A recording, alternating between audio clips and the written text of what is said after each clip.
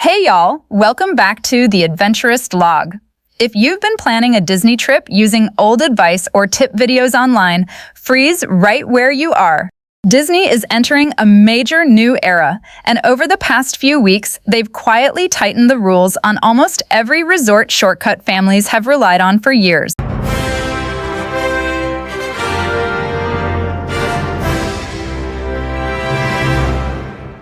Before we dive into what changed, make sure to hit that like button, subscribe, and turn on notifications so you never miss an update.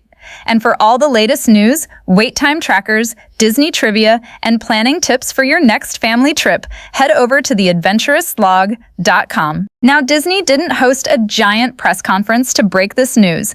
They didn't put out shiny infographics or splash big headlines across their social media.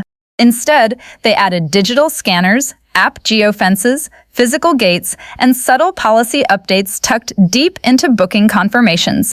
Today, we're going over the exact rules Disney just locked down, why they're doing it, and most importantly, the legitimate ways your family can still navigate these parks without getting caught off guard or spending a fortune. Let's start with what used to be the single most popular parking shortcut in all of Central Florida, parking at Disney Springs for free, jumping on a resort bus, and then taking a monorail or walking path right into the theme parks. That back door is officially shut. Disney has stationed cast members equipped with handheld scanner tablets right at the entrances of the Disney Springs bus loops and the Sassagoula River Cruise docks. To board a resort-bound bus or boat, you now have to scan your Magic Band or phone to show an active room key, a confirmed dining reservation, or a booked experience for that specific resort. If you don't have a reservation on file, you get politely turned around right at the line. And if you think you can bypass this by booking a cheap late-night dessert reservation just to catch a free morning bus, Disney thought of that too. They wrote a strict 2-hour window directly into the official transportation policy. Your dining or experience booking only unlocks access to that resort bus within 2 hours of your scheduled time. Show up 5 hours early holding a dinner receipt, and the tablet scanner flags it immediately. At the same time, another classic money-saving hack has been completely eliminated through technology.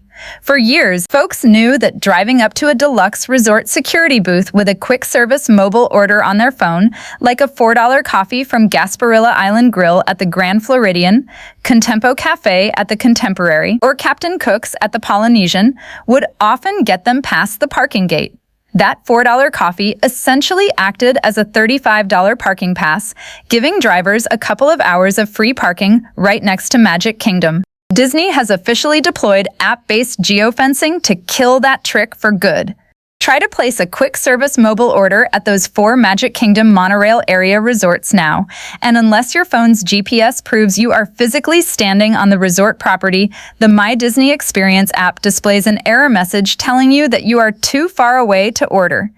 You can't even generate the mobile receipt anymore unless you're already walking the grounds. It isn't just digital rules and apps changing either. Physical resort spaces are being restructured to keep non-staying guests from gathering in high-traffic areas.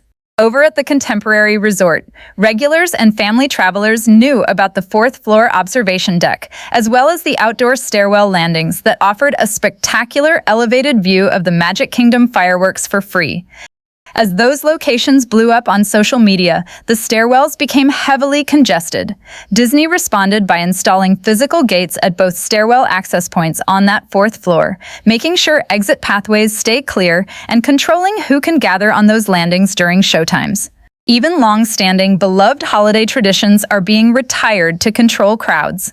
For 25 years, the Grand Floridian hosted a massive 14-foot-tall gingerbread house in its lobby every Christmas season, complete with thousands of pieces of real gingerbread and a sweet shop inside. It was a staple for families who loved resort hopping during the holidays. Disney formally confirmed that the giant gingerbread house is officially retired and will not be returning, citing the explicit need to keep lobby traffic moving smoothly for registered resort guests. To make matters even more complicated for drivers, major road layout changes around Seven Seas Drive have permanently altered how you get around the resort area. Seven Seas Drive no longer connects through to Floridian Way like it used to. It now dead ends right at the entrance to the Polynesian resort. Depending on whether you're heading to the main Polynesian campus or the new island tower, traffic is split into completely different routing lanes with signs actively directing drivers away from main resort drop-offs unless they have a verified booking. If you've driven this route 100 times, your old muscle memory will send you the wrong way. Now, you might see sensational headlines online claiming that Disney is banning visitors from walking the beaches or locking down every resort lawn year-round. It's important to separate real policy changes from overblown clickbait. For example, over major holidays like the 4th of July and New Year's Eve, Disney routinely hands out wristbands to registered Polynesian guests and blocks non-resort visitors from crowding the Seven Seas Lagoon beach during fireworks. That isn't a brand new permanent ban. It's a recurring, high-density holiday safety measure that Disney rolls out every year on peak dates and then removes the next morning. When you step back and look at the whole picture, the pattern is unmistakable. Disney isn't just making random updates. They are systematically converting free perks into exclusive incentives to book their $700 to $1,000 a night deluxe resort rooms. If you pay to stay on property, you keep the easy parking, the direct bus access, and the prime views. If you stay off-site, those free back doors are closing one by one. But here is the good news. You don't need to panic, and you don't need to overspend to have an incredible family trip. You just have to use the system the way it was designed. The legitimate routes still work perfectly. When you pay for standard park parking once, or if you take advantage of free parking as an annual pass holder, Disney's entire internal transit network is completely open to you. The monorail, the Skyliner, the ferry boats, and inter-park buses are all free to ride once you're on property.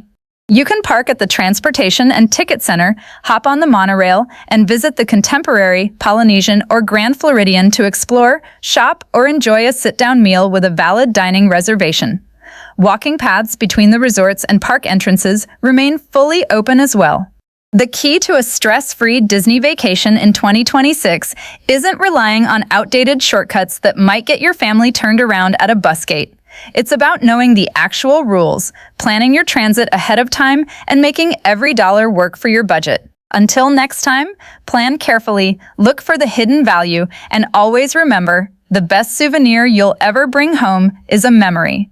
We'll see you on the next adventure.